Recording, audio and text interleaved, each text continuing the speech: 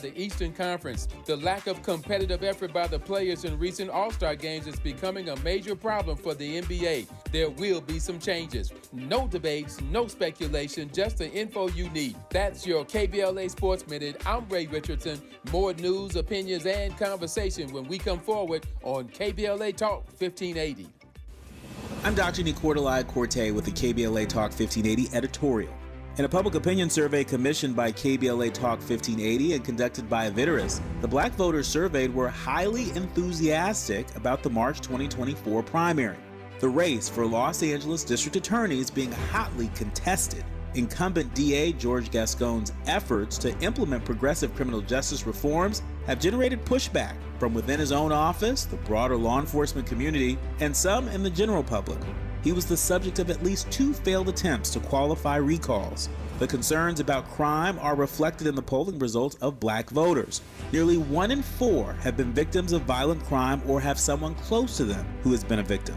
1 in 5 black voters have personally been victims of property crime in the last 2 years. A majority of respondents feel less safe than they did a year or 2 ago, but they reject the notion that criminal justice reform has gone too far. This year, black voters will be looking for candidates who speak to the complexity of the issues as opposed to a one-size-fits-all approach. Nearly half of black voters have an unfavorable view of DA Gascon, but his challengers are largely unknown. Nearly half of the black voters are also undecided, which means there's a clear opportunity for candidates to connect with black voters. Our poll makes 3 things abundantly clear. Black voters matter. Black voters are closely following this race, and the candidates for DA have a lot of work to do.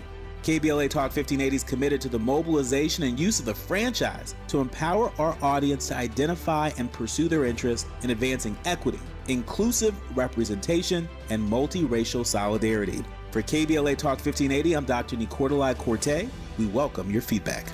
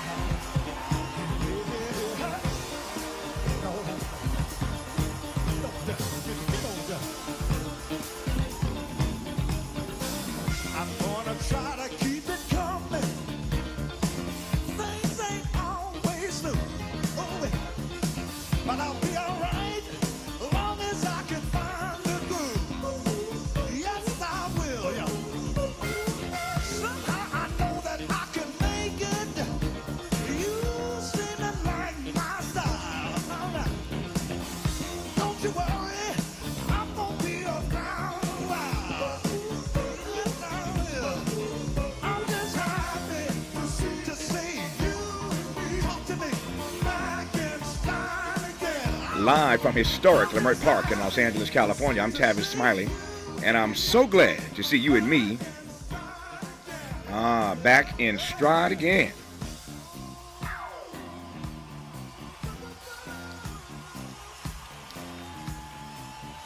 Before we get started with today's show, let me invite you to follow me on Facebook and Instagram at The Real Tavis Smiley, and get updates on X, that's formerly Twitter, at Tavis Smiley.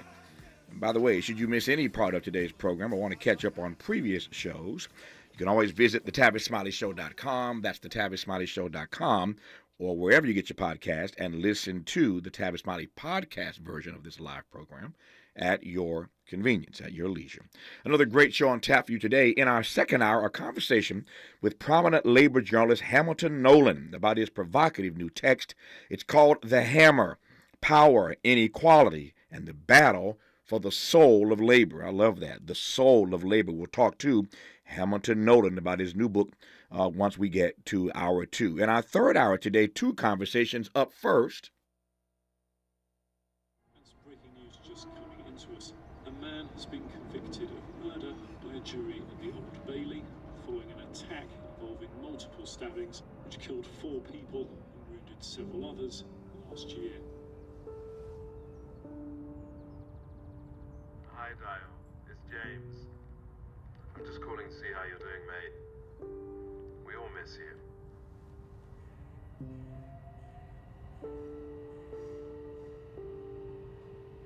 Hi, Dio. It's Jasmina here from Hammersmith & Fulham Crisis Management. missed your last 4 appointments. We conducted another home visit yesterday, but you weren't there again.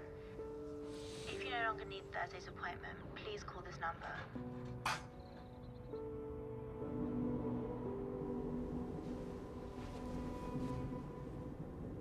Hey, it's me. I know you're really busy with work at the moment, but it would mean the world to us if you could be there today. How about I make it worth your while? End of saved messages. Renowned photographer Misan Harriman, the first black man to ever shoot a cover for British Vogue, joins us to talk about art, activism, and the story behind his Oscar-nominated short film, The After. It is a powerful movie about loneliness, grief, and yes, healing. Misan Harriman, world-renowned photographer, now with an Oscar-nominated documentary, a short film. Looking forward to his being on our program today at the top of Hour 3. On the B side of Hour 3.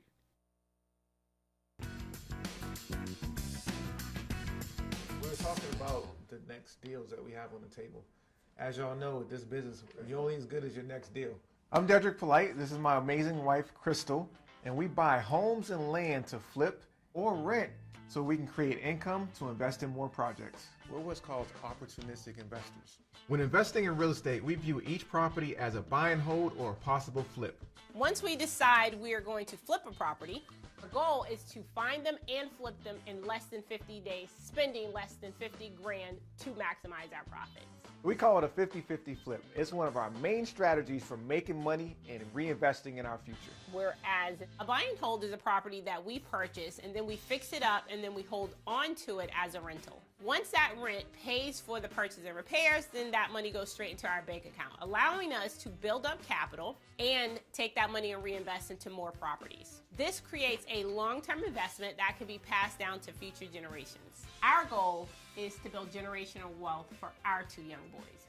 Crystal and Dedrick Polite, the powerhouse husband and wife duo behind the hit A&E Hulu house flipping television series 50-50, join us on the B side of Hour 3. Look forward to talking to Crystal and Dedrick Polite about their 50-50 series when we get to the bottom of Hour 3. Looking at my clock now, let me just do this and tell you who our guest is in a moment and commence a dialogue with him when we come forward. I am honored to commence today's program in dialogue with my friend and brother, veteran columnist and nationally syndicated radio host Bill Press. You may recall, and Bill's done so much in his career, but you may recall he was also co-host with some guy named Tucker Carlson during their CNN days. And Tucker, of course, has just flipped everybody out. Speaking of house flipping, he's flipped all the rest of us out with this dialogue with Vladimir Putin the other day. I digress on that for now. I am pleased to have for the rest of this hour Bill Press talking politics when we come forward on Tavis Smiley. This is getting good. Yeah, man. Tavis Smiley continues when we come forward. What is dedication? My biggest fear in the middle of my addiction was that my kids wouldn't have a father. And I started thinking, you know what? This isn't my story. I definitely had to become a better man to be a better father. It's important to me that my kids are empowered and truly believe that if they can think it, they can do it. That's dedication. Visit fatherhood.gov to hear more. Brought to you by the U.S. Department of Health and Human Services and the Ad Council. Joey from Vermont, a farmer trying to get through the winter. Adriana from South Carolina, a single mother living paycheck to paycheck. Liam from Ohio, an injured father struggling to provide for his family. Hi, I'm Shanola Hampton, and I support the Feeding America network of food banks because they help provide over 6 billion meals to people in need each year. Learn more at feedingamerica.org. City of Los Angeles tenants know these facts about eviction and consumer debt. Tenants can't be evicted if rental arrears are eligible to be treated as consumer debt. Tenants who followed certain COVID-19 pandemic protections under state law can't be evicted for past due rent. Landlords can collect rental arrears in court as consumer debt, but tenants cannot be evicted if they provided a declaration of COVID-19 hardship and paid 25% of rent owed. Learn more at housing.lacity.org. Be informed. Be protected. Be at home. Discover, this is Daniela. Hi, it's Jennifer Coolidge. I just want to thank you for making me feel so special. I earned cash back on debit for my dinner party groceries. That's great, but with Discover Cashback Debit, we give everyone cash back on everyday purchases. Anything else I can help you with? Do you like asparagus and mushroom sorbet? I've got leftovers. Introducing Discover Cashback Debit, a checking account with cash back. It pays to Discover. Eligibility and terms at discover.com/cashback debit. Discover Bank, member FDIC. Hey, what are you doing up on the step stool? About to clean these light fixtures. The whole family's coming over, and if there's even a speck of dust in the house, my abuela will find it. Here, I got a Swiffer duster to help with that. A Swiffer what? A Swiffer duster. It has this cool extendable handle that reaches 6 feet to get high and low, with fluffy dusters that easily trap and lock dust. So, no more step stool? No more step stool. Easily trap and lock dust from hard-to-reach places with the Swiffer duster. Love it or your money back. If your Medi-Cal is ending, Cover California is here to help. Cover California is a service from the state that helps you get affordable health insurance. In many cases, at no cost to you, just like with Medi-Cal. We have quality health plans, and we'll help you every step of the way to get the one that works for you and your family. So, if you're no longer eligible for Medi-Cal, check out Cover California. We'll keep you covered. Learn more at coveredca.com. Let's get back to more of this rich dialogue with Tavis Smiley. Tavis Smiley and nationally syndicated radio host Bill Press, who I'm delighted to now have live on this program. Bill Press, how are you, my friend? My brother Tavis, how you doing? Man, if I complained, I'd be an ingrate. I am doing well, and I'm glad to hear your voice on this program. You been good? I've been great. I got to tell you, it is so good to hear you, and I want to give your listeners just a quick little background here, right? Because you and I go way back. I remember years back, I was on KFI, and I got a call from this young man in South Central who had started his media career, wanted to build his media career. He was doing some things, writing some articles, as I recall, maybe doing a little radio. And his name was Tavis Smiley. We got together. Well, you were probably 18. I don't know. And you know, we got together. You didn't need much help. I think I maybe gave you a couple of tips. We got together a couple of times. And, man, Tavis, I have just been so impressed watching your career you just took off like a rocket, man. You know, and you got national television, national radio. I was on your national television show. And now with this new KBLA, the first black-owned news talk radio station in the country, so far as I know, 1580 AM, I am so proud of you. You're the cutting edge, man. You're still making things happen, and I'm proud to be with you, and I'm proud to call you my friend. As you can tell, he is indeed my friend. Only friends, only friends give me that kind of love. I am deeply grateful. And no, we're the only one west of the Mississippi. There are a few other black-owned stations. Sadly, not enough. And I'm fortunate to be syndicated on those that do exist and beyond, of course. But in Chicago, in New Orleans, in Philadelphia, in D.C., Baltimore. But you're right, though. Talk radio, as you know, you've been in it for a long time. Talk radio is what I call, Bill, a conservative citadel. It is a conservative citadel, and we have to fight really, really hard to break through with liberal and progressive voices on talk radio. Since you went, let me just follow you. And first of all, let me just say thank you for taking my phone call when I was a kid. Thank you for allowing me to go to lunch with you a few times, and you gave some great advice, and I tried to follow it and have tried to make you proud. So thank you for that friendship all these years. You've done more than that. And we need your voice, and it's great that your voice is still out there. I appreciate it, my friend. Likewise. So let me just ask that quick question. We'll move forward. Why do you think talk radio is still? It's one thing for it to have started out that way. There have been a few fits and starts here. You recall Air America tried some years ago. Yeah. But why is, I get asked this question all the time myself. I have my own answer. I want to hear yours more importantly. Why is talk radio in this country such a conservative citadel? Why are there so few voices, comparatively speaking, that sound like Bill Press, Tavis Smiley, etc.? Well, needless to say, I get asked that same question all the time, right? And I fought it. I wasn't on Air America, but I had my own radio TV show. We were syndicated nationally, and we maybe got up to 100 stations. But you got Limbaugh on Hannity. There are 400 or 500 stations. So I think there are a couple of things, Tavis. One is, let's face it, progressives, liberals, whatever you want to call us, right? Our audience are not like the right wingers. They don't need their hate fix every day, and that's what they get from this right-wing talk radio. And they are so close-minded, they don't want to hear any other voices.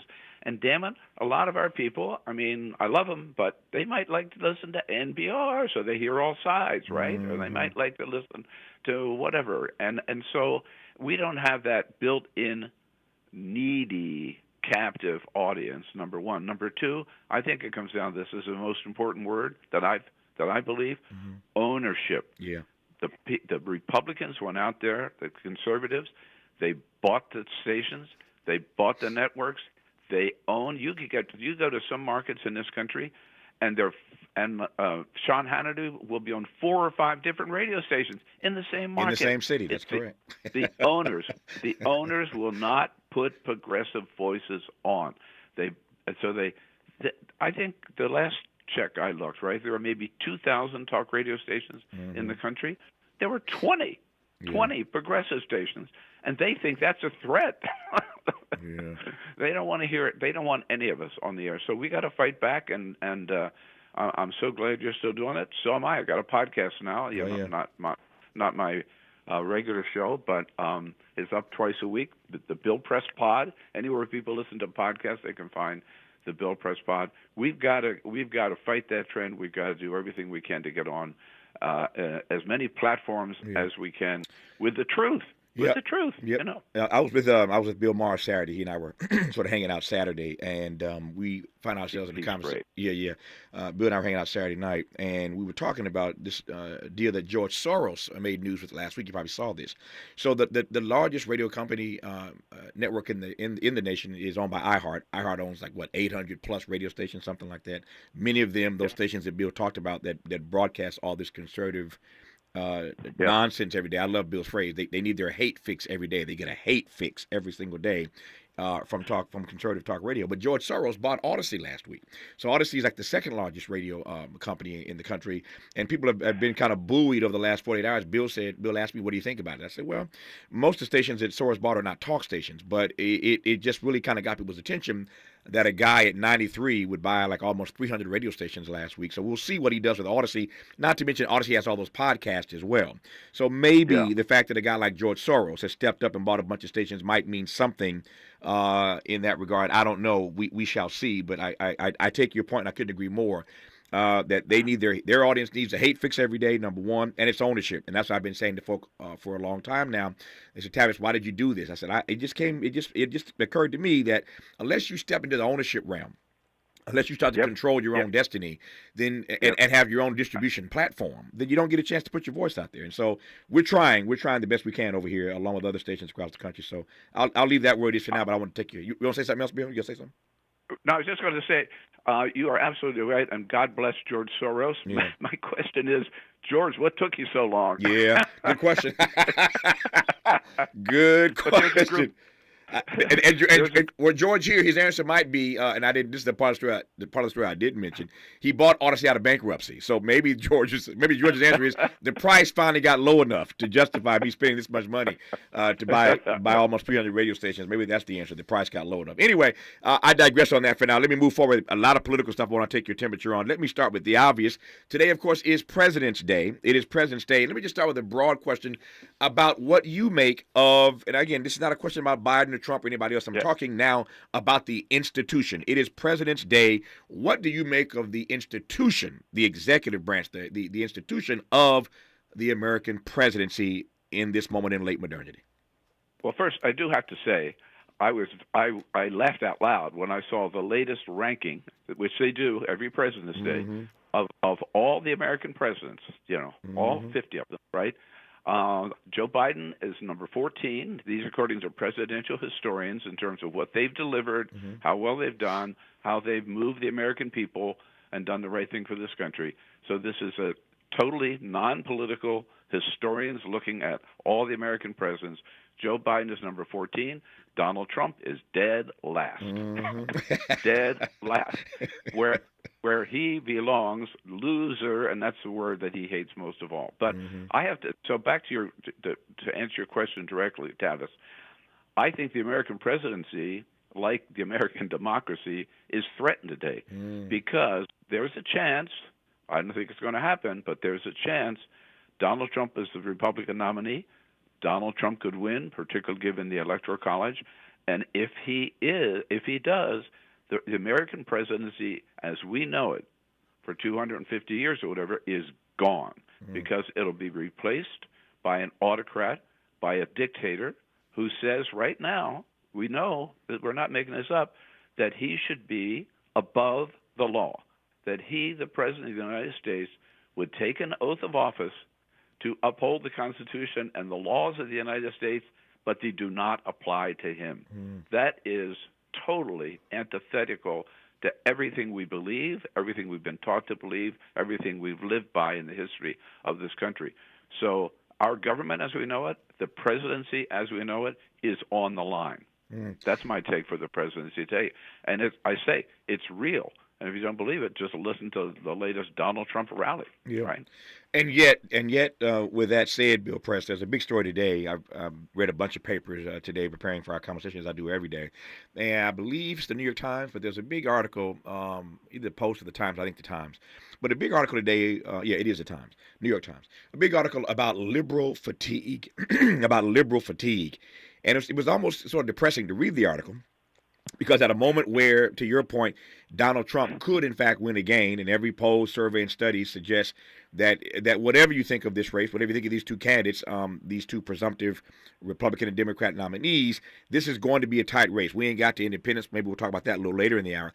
But it's going to be a tight race either way. And yet, while they're getting more animated on the other side, this article talks about the liberal fatigue that Democrats are trying to push back against. Why, at a moment like this, would liberals be fatigued? And to the extent that they are, in fact, fatigued, as the article suggests, what does that mean for the future of the presidency? Well, I got to tell you, just hearing that term, and I saw the article too. I remember when I left L.A. in 1996 and went national, went to CNN to do Crossfire, and Bill Clinton's running for re-election. Okay. And I get to CNN, and everybody is talking about. I remember the great Bernard Shaw, who became a really good friend of mine, on his show one day, and he and Judy Woodruff, and they asked me, "What about the phrase was Clinton fatigue, Clinton fatigue?" And I just looked at them and I said, you guys spend too much time in Washington D.C. I said, "What the hell? What Clinton fatigue? Look at the polls out. The American people, with all the Monica Lewinsky stuff and everything, people still love Bill Clinton, and he got reelected easily, as you recall, right?" So I think a lot of this is made up, number one. Nobody drives me, conservatives drive me crazy, Tavis, but liberals drive me more crazy because they worry so much. They're bedwetters, and so they'll say, "Oh God, we got two old guys. I may just stay home." Liberal fatigue. My message to liberals is: get off your ass and get to work. Right? I mean, there's a real threat, as we just said, to this country, to our democracy, to the presidency, to everything we believe in. Right?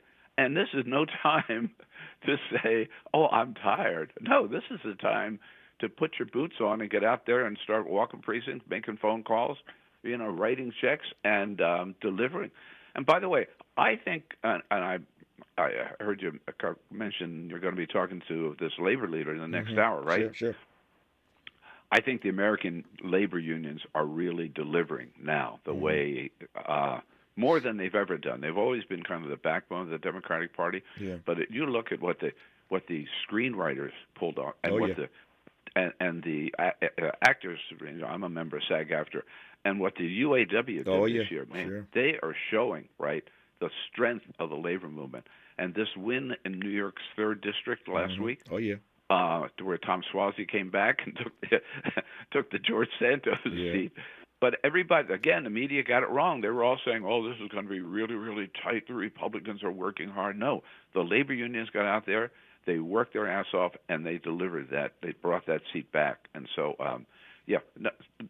forget this liberal fatigue. I mean, liberals there's no more important time for everybody to be on the job doing everything they can. You mentioned a few things I'm going to get to in this hour, since we got some more time here, obviously, and I'm glad we have the full hour. But since you mentioned Crossfire, it's on my list of things I want to go over with you. Let me just go there now, since you just mentioned CNN. Okay, you go. So I remember your Crossfire days. I was honored to be on that program when you were co-hosting Crossfire with Tucker Carlson much earlier in my career. So you give me great advice, and then I end up being on your show years later. So it all kind of worked out for me, at least. But take me back to those Crossfire days and tell me what you thought of Tucker then, and tell me what you think of Tucker Carlson now. Well, all I got to say is, first of all, that was the greatest job in the world, right? I mean, I think being co-host of Crossfire. And I was up against, you may recall, Geraldine Ferraro and I, God love her. That's right. Were co-hosting for a year. We were both on the left, and then Geraldine went off to run against Alphonse D'Amato. So I was there 6 years. For 5 years, I was the only person on the left, right? As a host. I mean, you were a guest, and I was so proud to welcome you to the show.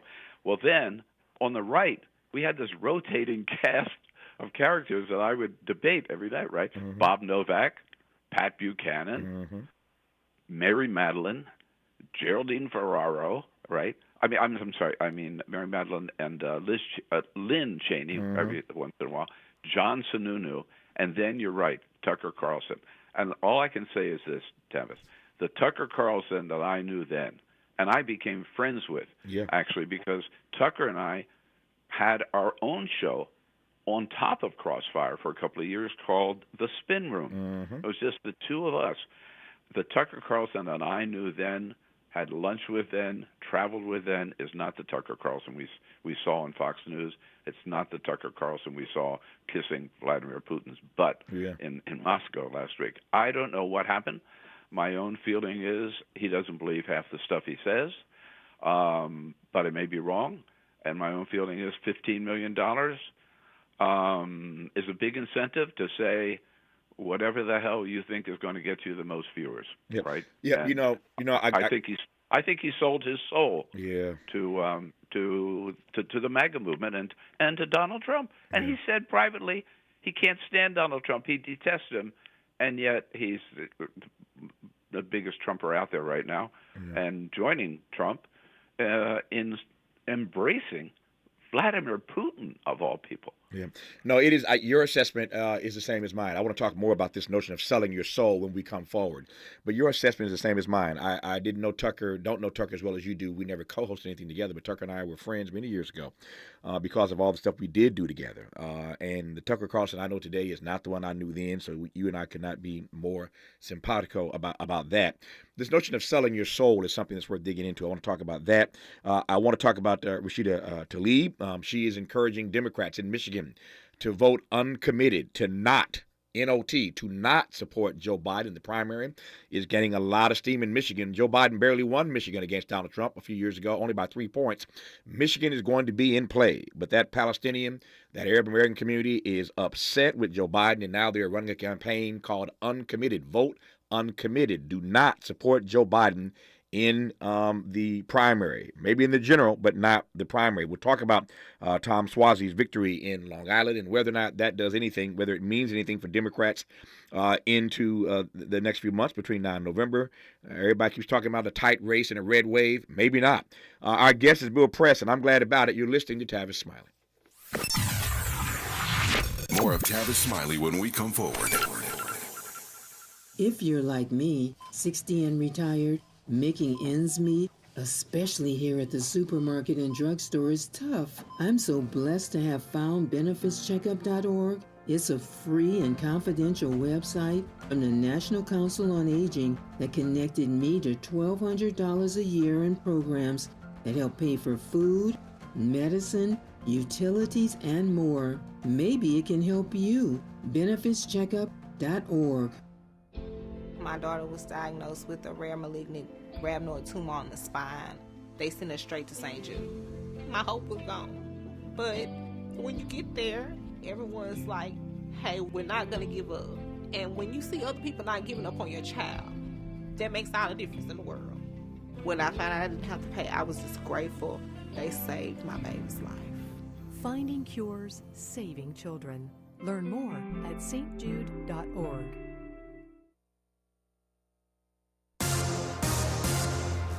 I'm Mike Moore. Here's the latest from the Black Information Network. Joel Osteen's Houston megachurch held Sunday services a week after a woman opened fire in the sanctuary with a rifle. Janice Moreno was shot and killed by off-duty law enforcement officers at Lakewood Church. Her 7-year-old son was also shot, but it's not clear by who. He remains in critical condition. Tiger Woods withdrew from a major golf tournament due to an illness. Woods was playing in the Genesis Invitational in Los Angeles, California Friday and made it through 6 holes before deciding to call it quits. He went back to the clubhouse and an ambulance showed up soon thereafter.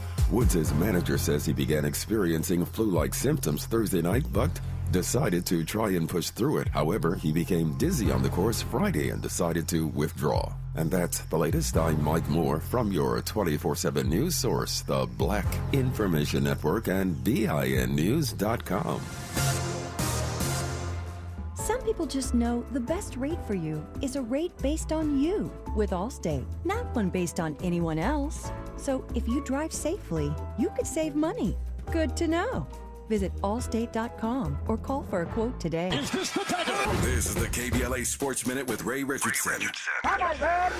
The best news out of NBA All-Star Weekend in Indianapolis came from LeBron James. Before Sunday's All-Star game, LeBron said he hopes to finish his career with the Lakers. A couple of days after the February 8 trade deadline, management for the Lakers and Golden State confirmed that they had casual talks about a trade that would have sent LeBron to the Warriors. LeBron said Sunday he was unaware of those discussions. LeBron did not play in the second half of the All-Star game. He's still undergoing treatment for his sore left ankle. Look for NBA Commissioner Adam Silver to do some serious soul-searching about the All-Star game. The game has become a joke. 397 points were scored, 211 by the Eastern Conference. The lack of competitive effort by the players in recent All-Star games is becoming a major problem for the NBA. There will be some changes. No debates, no speculation, just the info you need. That's your KBLA Sports Minute. I'm Ray Richardson. More news, opinions, and conversation when we come forward on KBLA Talk 1580.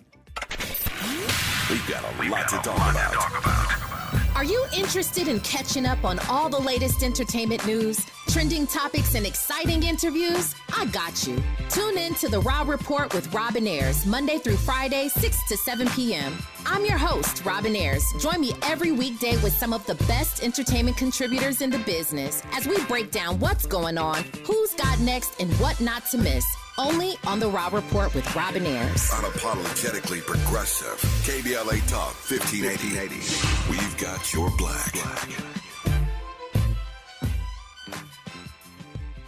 Environmental justice is racial justice. Environmental justice is social justice. This is KBLA Talk 1580. Wendy's Breakfast 2 for $3 Biggie Bundles lets you choose your perfect duo from your fave 4, like a sausage or egg and cheese biscuit, small seasoned potatoes, or medium hot coffee. Limited time only during breakfast hours. U.S. price and participation may vary. Not valid in the combo. Single item at regular price. KBLA Talk 1580. We've got a lot to talk about.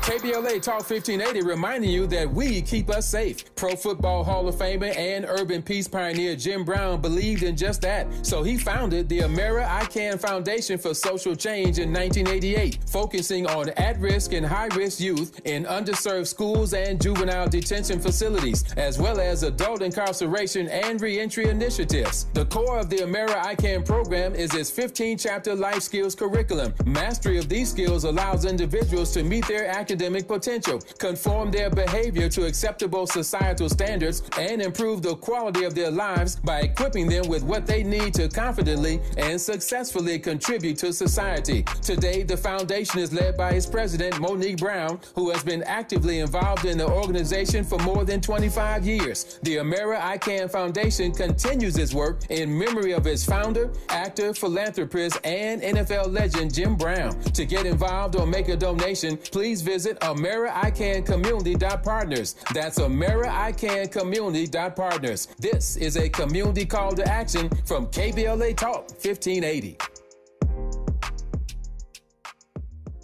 KBLA Talk 1580 is the exclusive media sponsor of this light of ours, activist photographers of the Civil Rights Movement.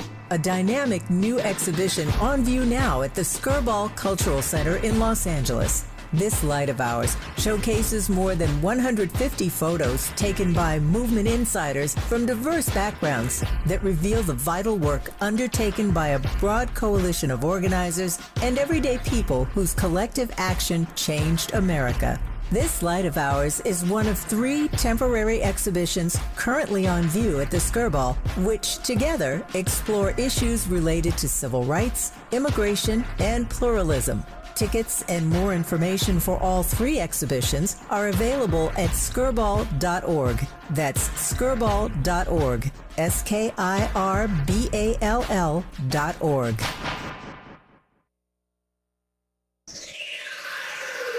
Sounds different, huh? This is Tavis Smiley. This is Tavis Smiley in dialogue with Bill Press, best-selling author, nationally syndicated radio host, one of the former hosts of Crossfire back in the day on CNN. Just an amazing guy. Now with the Bill Press podcast. Wherever you get your podcast, check out the Bill Press podcast twice a week. And I'm honored to have him on in this first hour, as we do most days, talking politics, and God knows there's a whole lot of politics to talk about. Let me come to this issue I raised a moment ago about Joe Biden. Let me just set this up. I'm going to frame this properly, and I'll shut up and let you respond, Bill. So on the one hand, we know full well from every poll, survey, and study that the American people want to see a ceasefire in the Middle East. That's what the polling tells us. It's time for a ceasefire. The Biden administration has refused that. They have not even uttered the phrase ceasefire. They've not talked about really de-escalation. They've spanked Bibi verbally a couple times in public. But here comes word once again this morning that our UN ambassador, our ambassador to the UN, Linda Thomas Greenfield, says again today that when this next vote comes up, as it's about to come up now, a UN vote on calling for a ceasefire in this war, the U.S. will not support that ceasefire. So that word comes again today, and it's happened already before, but once again, we are told that our U.S. ambassador to the UN, Linda Thomas Greenfield, says today that she will not vote for a ceasefire. So the data is incontrovertible. The Biden administration keeps saying we're not going to force Bibi into a ceasefire. They told him not to go to Rafah. He went anyway. We keep sending weapons to him. And again, I repeat, they say again today that we are not going to vote for this ceasefire. That's one side of the equation.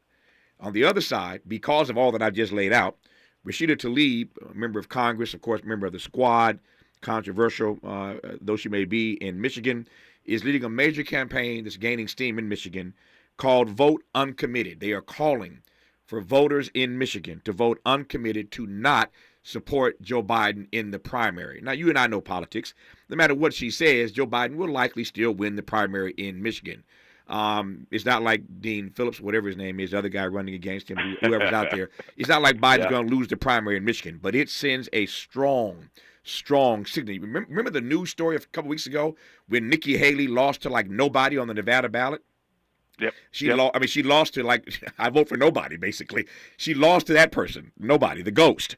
And it became a huge national story. The president could get embarrassed in the same way if this campaign to vote uncommitted is successful in Michigan. So the data is there. They hear the American people. They keep saying we're not going to support this ceasefire. Michigan, which Biden barely won by 3 points against Trump a few years ago, is going to be in play. I now shut up. Tell me how you read all of that, Bill Press.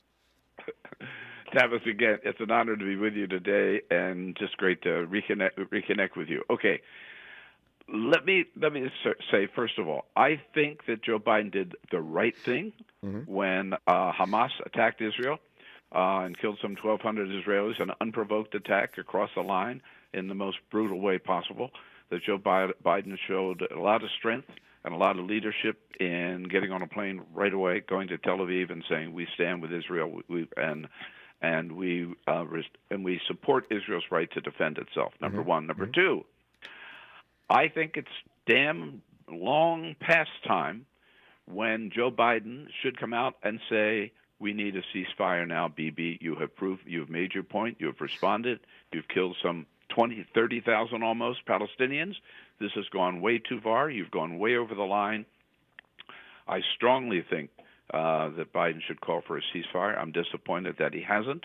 Or if not that, at least say, which may be even stronger, we're not going to send any more money to Israel until they stop this just ruthless now attack on civilian lives in Gaza. You know, look, for all practical purposes, Hamas is done. It's defeated. They've won. It's time to stop. It's time to stop the killing. And I'm disappointed that the president hasn't said that. At the same time, and look, Rashida Tlaib, she's got a right to say anything she wants politically, right? I think this is the case again when sometimes liberals are their own worst enemy. I hope I don't get it backwards, but Hillary Clinton says this all the time, right? Don't let the perfect be the enemy of the good. Nobody's going to be perfect. I think you've got, this is one area where I think a lot of us can be disappointed and should be in Joe Biden because he hasn't delivered on this point. He hasn't gone far enough. You're right. He's been critical of Netanyahu, more and more critical, but he hasn't gone far enough, I don't believe.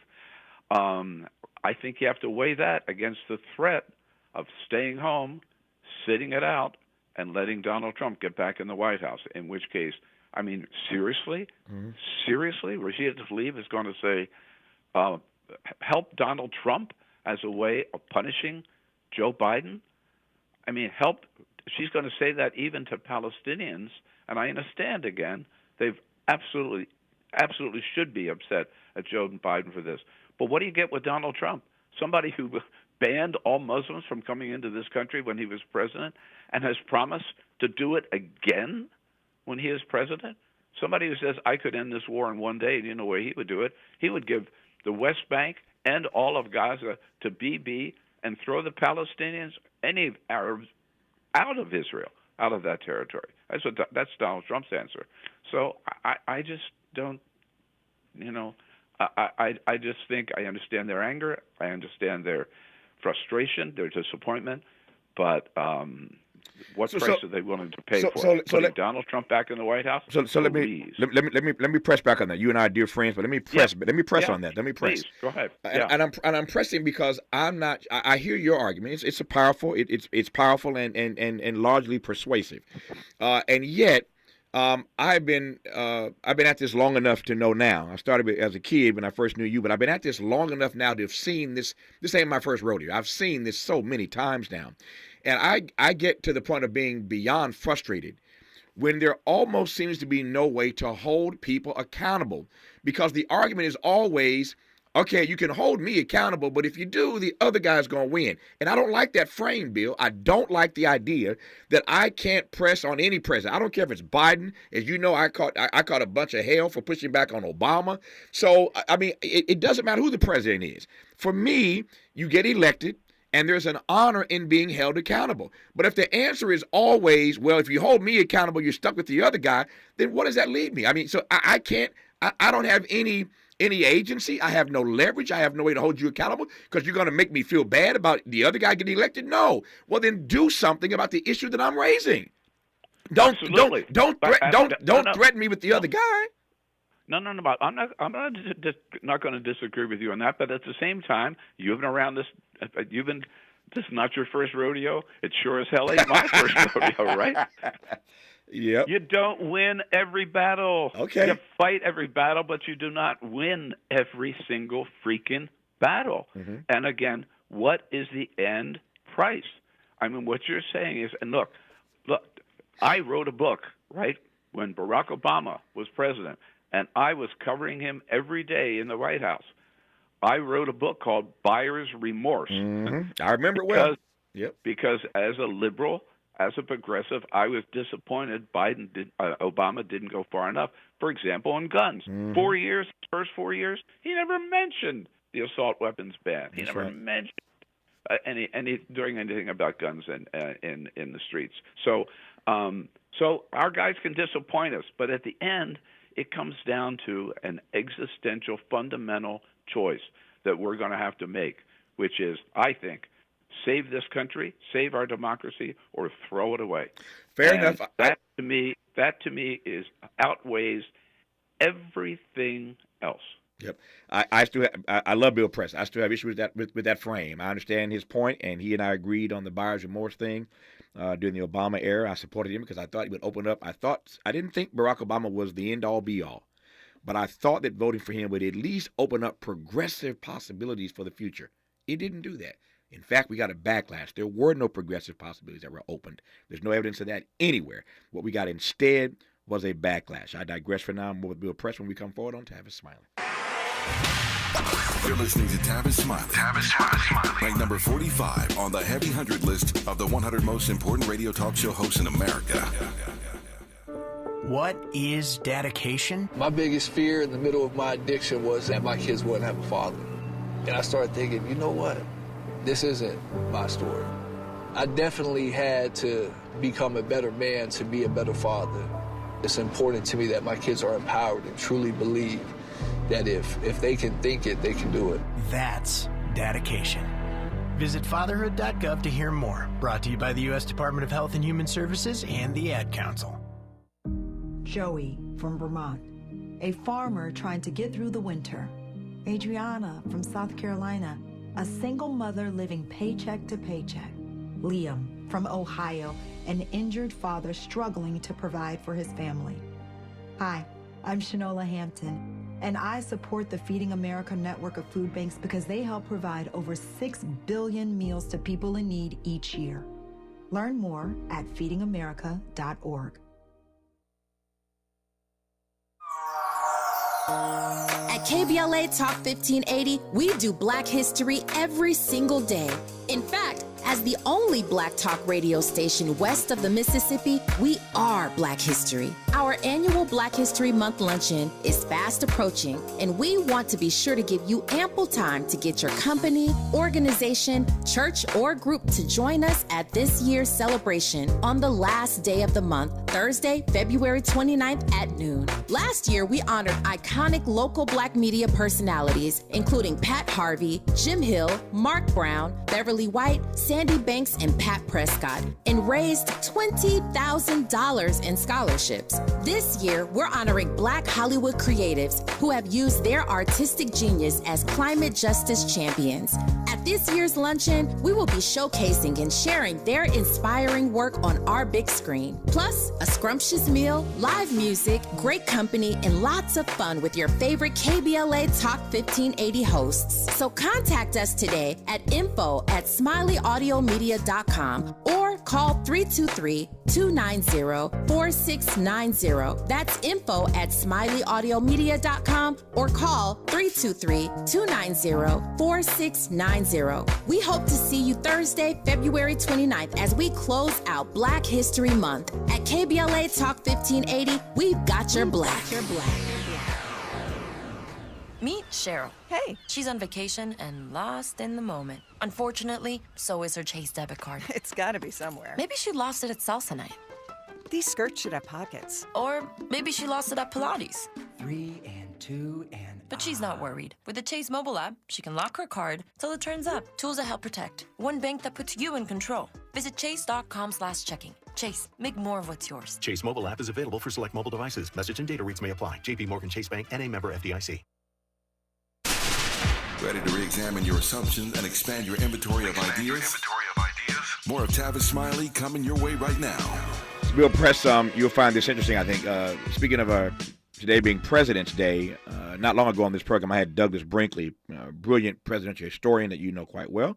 So Brinkley was on this program, and he used the word spoiler in talking about these third-party candidates. And with all due respect to this eminent scholar, Brinkley, I pushed back on him, and I've got the tape to prove it. He eventually acknowledged that I was right and he was wrong about the use of the word spoiler. I hate when Douglas Brinkley used it. I hate when the mainstream media uses it, because people have a right. If you're 35 and you're a naturalized citizen, you have the right to run for president. That does not make Robert Kennedy Jr. a spoiler.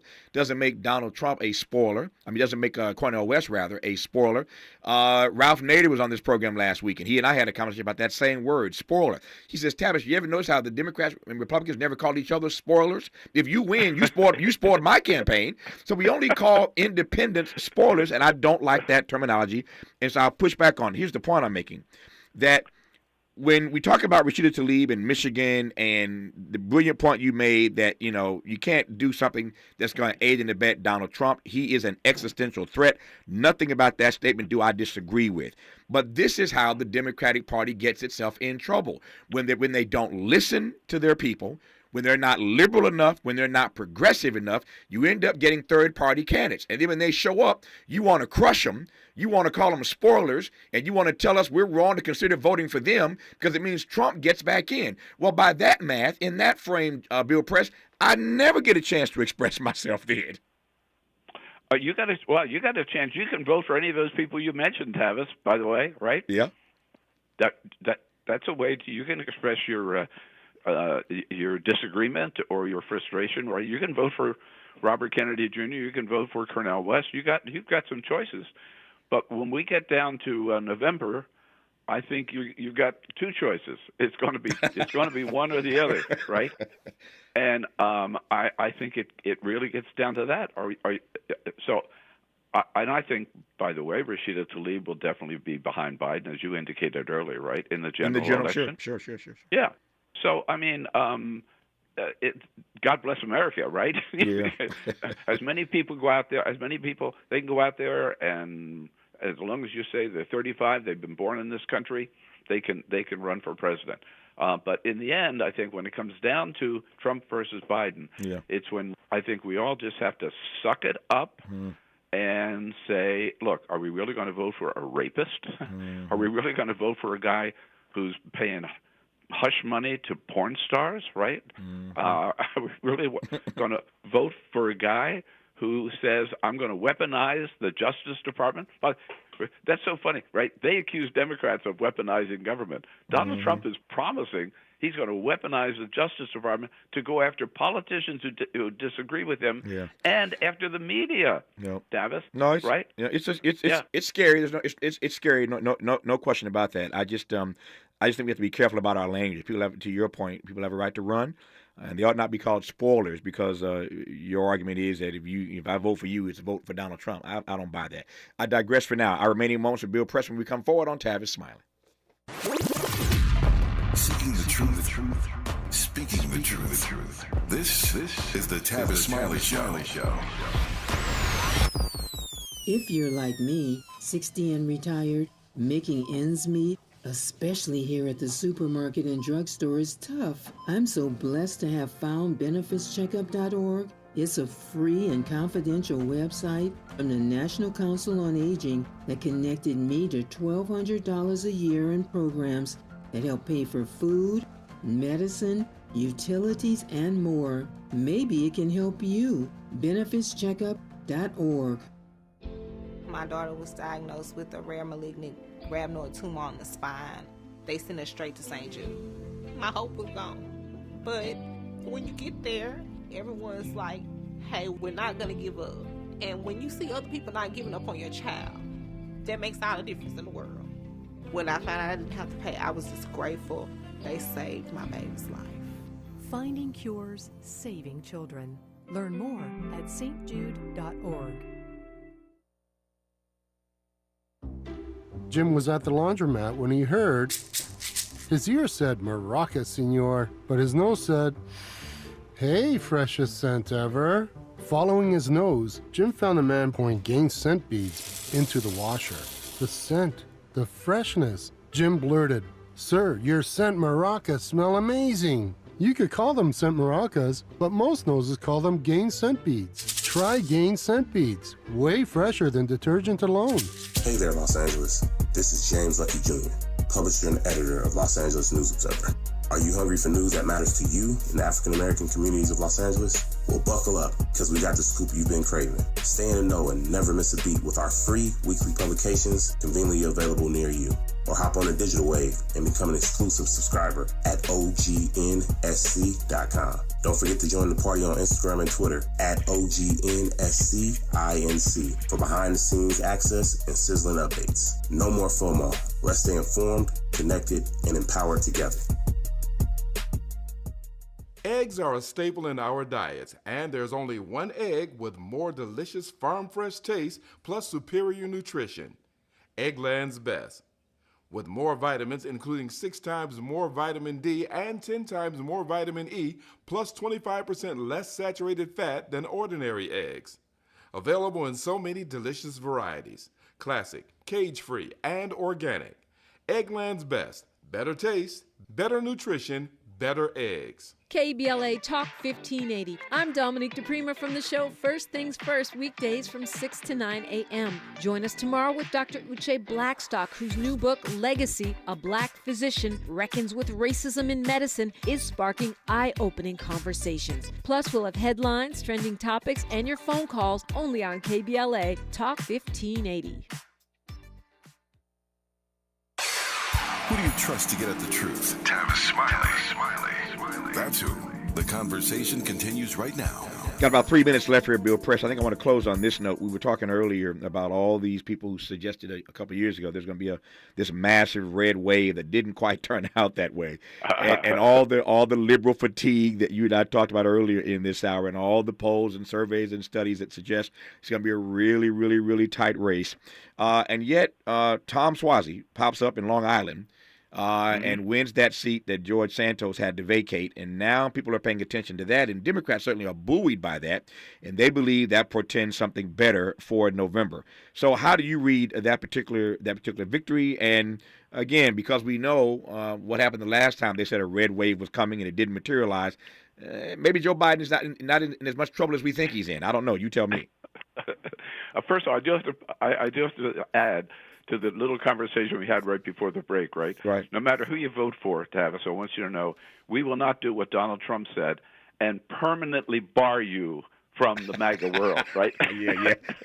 You can vote for who you want. We're not going to permanently bar you from the Democratic Party or whatever. Look, I thought that Suozzi. I think we ought to all look at that LA seat because, first of all, the media did get it wrong, and I get so frustrated and so disappointed. My colleagues in the media who keep trying to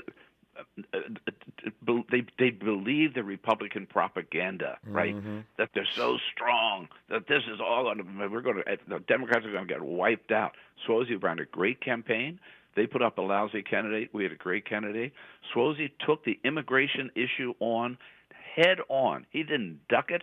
He went right after them, and he said, oh, yeah, you want to do something about the border? So do we. Guess what? We came up with a bipartisan bill, which your Republican Senator James Langford wrote, that would solve all your problems at the border, and you voted against it because Republicans did because Donald Trump told them to, right? Mm-hmm. He took it right on, and he won on that. And I think that's a message for Democrats around the country, is don't duck these issues. Don't be afraid of them. Take them on.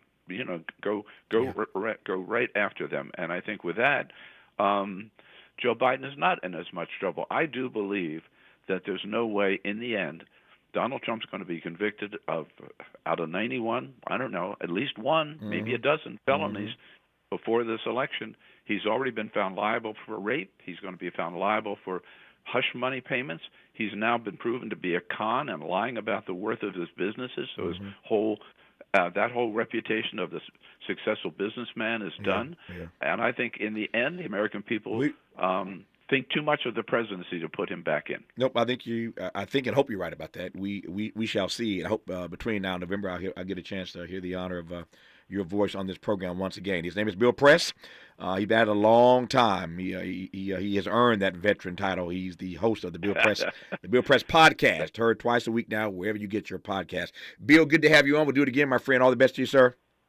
Thank you, brother. Talk again soon. Likewise. More of Tavis Smiley when we come forward. KBLA 1580 Santa Monica. I'm Mike Moore. Here's the latest from the Black Information Network. Joel Osteen's Houston megachurch held Sunday services a week after a woman opened fire in the sanctuary with a rifle. Janice Moreno was shot and killed by off-duty law enforcement officers at Lakewood Church. Her 7-year-old son was also shot, but it's not clear by who.